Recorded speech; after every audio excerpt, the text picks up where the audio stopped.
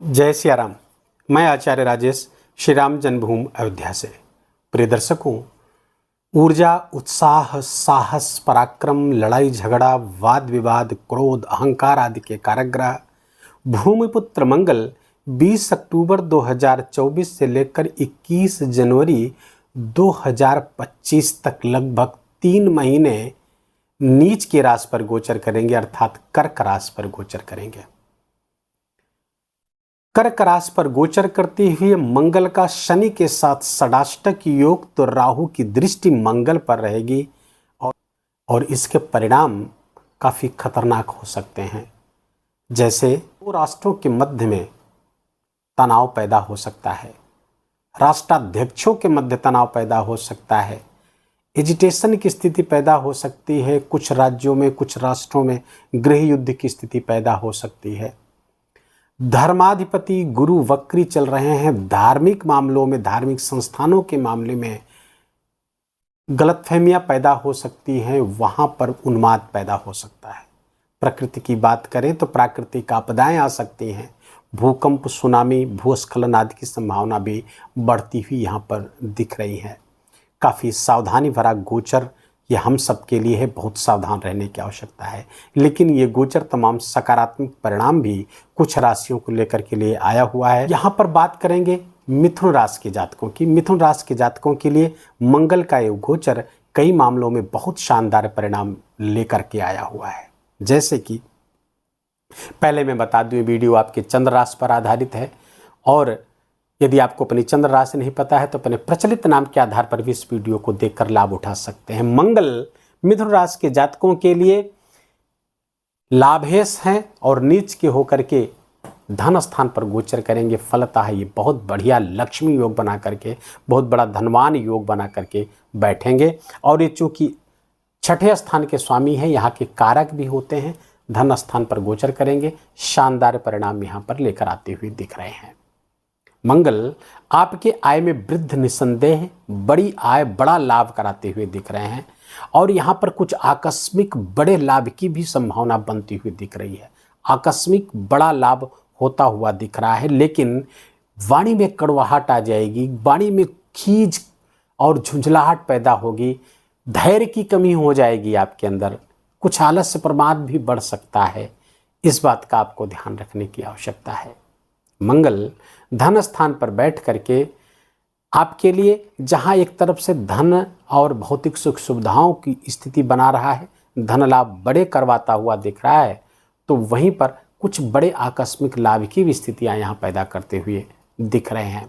लेकिन धन जिस तेजी से आएगा उसी तेजी से जाएगा भी, क्योंकि षष्ठे से यदि धन स्थान पर बैठता है तो फिर धन का नाश भी होता है। कहाँ पे? कोर्ट कचहरी, मुकदमे, लड़ाई झगड़ा, वाद विवाद, ऋण, रोग पे भी खर्च होते हैं। और यदि आप ऋण पर खर्च करते हैं, पुराने लोन हैं, कर्जे हैं, उन पर आप धन व्यय करते हैं तो अच्छी स्थिति है। लेकिन यदि कोर्ट कचहरी, लड़ाई झगड़ा में खर्च करते हैं या चिकित्सा पर व्यय बढ़ता है तो ये अच्छी बात नहीं है। मंगल का ये गोचर मिथुन राशि के ऐसे जातक जो लॉ प्रोफेशन से हैं, जो मेडिकल प्रोफेशन से हैं, जो कोर्ट कचहरी या प्रॉपर्टी डीलिंग आदि के कार्यों से जुड़े हुए हैं, सेना, मिलिट्री, पुलिस, उनके लिए बहुत अच्छा है। विद्यार्थियों के लिए बहुत अच्छा है। प्रतियोगी परीक्षाओं के लिए तैयारी कर रहे हैं और जो मैंने बताया लॉ प्रोफेशन, मेडिकल प्रोफेशन आदि, सेना, मिलिट्री, पुलिस, इन सब के लिए की तैयारी कर रहे हैं, सफलता के योग बना करके आए हुए हैं, क्योंकि वो षष्ठेश हैं और जहाँ बैठेंगे वो बहुत अच्छी स्थिति योग बना करके बैठे हुए हैं। यद्यपि नीच के हैं, लेकिन काफ़ी अच्छे परिणाम मिथुन राशि के जातकों को देते हुए यहाँ से दिख रहे हैं। खान पान पर विशेष नियंत्रण रखने की आवश्यकता है, क्योंकि द्वितीय स्थान जहाँ कुटुंब का है, धन का है, तो वहीं वाणी का भी है और खान पान का भी है। मांसाहार, मद्यपान से विशेष परहेज आपको रखने की आवश्यकता है यदि मंगल के सकारात्मक परिणामों को चाहते हैं, अन्यथा ये मंगल आपके लिए खतरनाक हो सकता है। अपने खान पान की विशेष रुचि के कारण आप अपने को बीमार कर सकते हैं, चिकित्सा पर आपके व्यय हो सकता है। मंगल की दृष्टियों की बात करें तो मंगल यहाँ पर चौथी दृष्टि से संतान भाव को देखेगा, पंचम स्थान को, तो संतान के मध्य कुछ गलतफहमी के कारण तनाव विवाद होने की संभावना है। संतान के स्वास्थ्य में, संतान के स्वभाव में कुछ अग्रेसन बढ़ता हुआ दिख रहा है। तो संतान के साथ संबंध प्रभावित होता हुआ दिख रहा है, ये अच्छी बात नहीं है। प्रेम जीवन के लिए भी अच्छा नहीं है। प्रेम जीवन में जो लव रिलेशनशिप में उनके मध्य लड़ाई झगड़ा बढ़ जाएगा, ब्रेकअप की नौबत आ सकती है। क्रोध अहंकार पर नियंत्रण रखने की आवश्यकता है। वाणी का प्रयोग बहुत सोच समझ कर करें। ये तराजू तौल कर तब मुख बहारान, अर्थात शब्दों का चयन बहुत सोच समझ कर करने की आवश्यकता है। मंगल की 7वीं दृष्टि उच्च दृष्टि है, अष्टम स्थान पर पड़ेगी, जो आकस्मिक लाभ के योग बनाती हुई दिख रही है, तो वहीं पर दुर्घटना के भी योग बना रही है।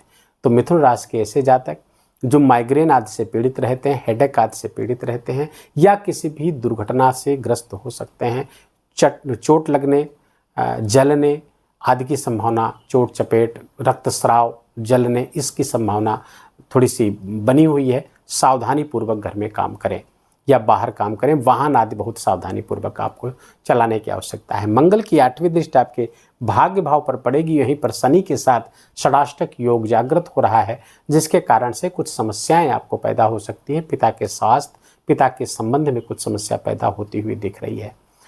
धर्म कर्म पूजा पाठ आदि से विरत कर देंगे ऐसे मंगल, और ये आपके लिए नुकसानदेह हो सकता है। इसलिए पूजा पाठ, स्पिरिचुअलिटी, धर्म अध्यात्म से स्वयं को जितना जोड़े रखेंगे उतने ज़्यादा आपके लिए लाभदायक होगा। जितने उससे दूर होंगे उतने आपके लिए नुकसानदेह स्थितियां पैदा होंगी और अमंगल की कारक स्थितियां पैदा हो सकती हैं। इसलिए पिताजी के स्वास्थ्य का ध्यान रखिए। धार्मिक स्थलों की यात्रा करें, निरंतर मंदिर जाने का क्रम आपको बनाए रखना चाहिए। मिथुन राशि के जातकों के लिए मंगल का ये गोचर भाग्य का साथ तो दिलाएगा, लेकिन वहीं भाग्य में कुछ परेशानियां, कुछ अड़चन, भाग्य से कुछ शिकायतें पैदा करवाएगा, क्योंकि आप जितनी जल्दी भाग्य का साथ चाहते हैं, क्योंकि रिजल्ट ओरिएंटेड आप इस समय रहेंगे। धन पे सारा फोकस आपका रहेगा। धन कितनी मात्रा में, कितनी जल्दी आए, इसका आप इस पर आपका फोकस रहने वाला है, और रहना भी चाहिए। लेकिन अधैर्य कहीं आपका नुकसान न कर दे, आपकी जल्दबाजी कहीं आपका नुकसान न कर दे, इस बात के प्रति आपको सचेत रहने की आवश्यकता है। समय थोड़ा सा विपरीत अधिक है, इसमें सावधानी पूर्वक आपको समय बिताना चाहिए। भगवान की कृपा प्राप्त करनी चाहिए। उसके लिए क्या करना चाहिए, ऐसा क्या उपाय करें जिससे मंगल के अशुभत्व में कमी हो जाए, अर्थात अमंगल कोई ना होने पाए, और मंगल के शुभत्व में वृद्धि हो जाए, अर्थात हमारा लाभ बढ़ जाए। तो उसके लिए कुछ स्वभावगत चीज़ों पे आपको नियंत्रण रखने की आवश्यकता है।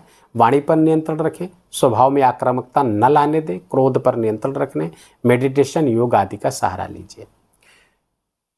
आप हनुमान जी के शरण में पड़े रहें, क्योंकि मंगल के जो प्रतिनिधि देवता है हनुमान जी हैं, नरसिंह भगवान हैं, या फिर कार्तिकेय देव हैं।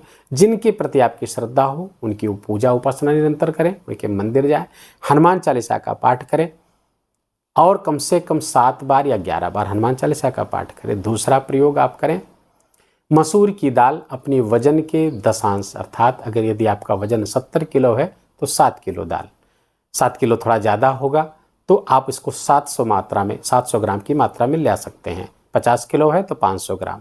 इसे लाल कपड़े में बांध करके मसूर की दाल को किसी भी गरीब को, मजदूर को, जिनको ज़रूरत है उनको दान करें, और जब तक मंगल नीच के हैं हर मंगलवार को दान करें।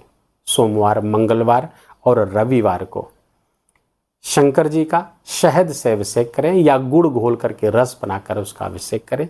ये भी बहुत ही ज़बरदस्त परिणाम लेकर के आएगा। चौथा उपाय है जो ब्रह्मास्त्र है। क्रोध आपका बढ़ता है, झुंझलाहट आपकी बढ़ती है, ब्लड प्रेशर आपका अनकंट्रोल रहता है, तो ये उपाय करके देखिए, बहुत ज़बरदस्त है। इस 26 वर्षीय ज्योतिष कैरियर में मैंने हज़ारों लोगों पर इसे अप्लाई किया है और उसका बड़ा ही सकारात्मक परिणाम आया है। क्या है, श्री रामचरितमानस के बालकांड का दोहा नंबर 284, नोट कर लीजिए, दोहा नंबर 84 बालकांड का, उसके बाद की 8 पंक्तियाँ जिसमें भगवान परशुराम भगवान राम की स्तुति करते हैं, वो बहुत ही महत्वपूर्ण पंक्तियां हैं। जय रघुवंश बनज बन भानु, यहाँ से प्रारंभ करके 8 पंक्तियों का पाठ करें, और इसकी कई आवृत्ति में पाठ करें। 9 बार पाठ करेंगे तो ये संपूर्ण पाठ आपका हो जाएगा, और इसमें 5-7 मिनट से ज़्यादा लगना नहीं है। लेकिन देखिएगा, ब्लड प्रेशर की दवाई उतनी तेज़ी से काम नहीं करेगी जितना कि ये स्तुति काम करेगी, बशर्ते कि स्तुति पाठ में तीव्रता न करें, बड़े प्रेम से स्तुति भगवान राम की करें। परशुराम द्वारा परशुराम भगवान द्वारा गाई हुई ये स्तुति है। बहुत ही चमत्कारिक परिणाम ये उपस्थित करती है। वीडियो को यही विराम देंगे। भूमिपुत्र मंगल आपका बहुत बहुत मंगल करें, इसी शुभकामना के साथ। वीडियो आपका अच्छा लगा हो, मेरा बोलना आपका सुनना दोनों सार्थक हुआ हो तो वीडियो को लाइक करिए, अपनों के साथ शेयर करके पुण्य लाभ लीजिए और कमेंट में जाकर जय सिया राम लिखना बिल्कुल भी मत भूलिए। मेरा विशेष निवेदन, विशेष आग्रह आपसे। चैनल पर निरंतर ऐसे वीडियो चाहते हैं तो चैनल को सब्सक्राइब कर लीजिए, बेल आइकन की घंटी दबा लीजिए और प्लीज़ अपना बहुत बहुत ख्याल रखिए।